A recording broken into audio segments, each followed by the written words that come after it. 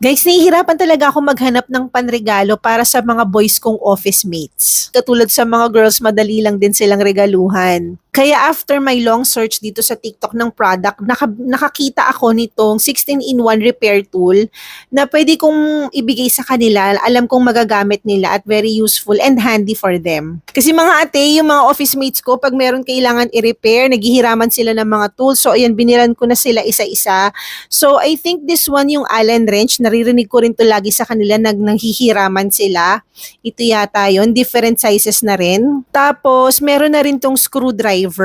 Ito, mga ganito, yan. O, 'di ba? Parang makeup lang. So meron siyang parang matulis, tapos yung merong pang screw.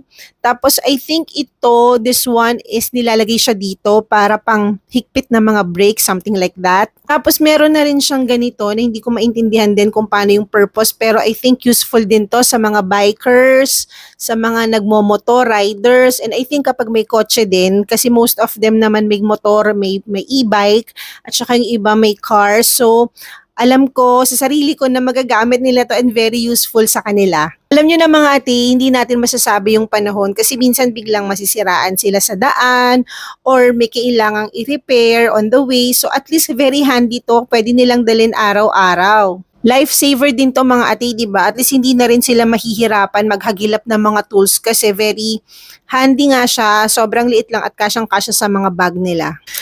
So as you can see, ang dami kong binili. Around 9 pieces to kasi gusto ko lahat ng mga boys dun sa office magkaroon ng bawat isa, pati yung mga gwardya. Kasi alam kong very useful itong nagbili ko.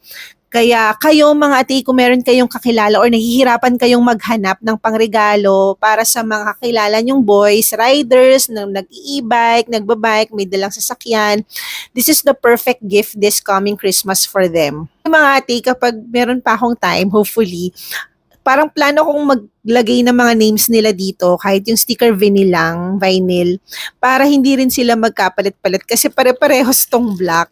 So yun, I hope kung hindi ko naman malagyan, balutin ko na lang isa-isa and then I'll give it to them. So ano pang inaantay nyo? Click the yellow basket below. Yun lang mga ate, bye-bye!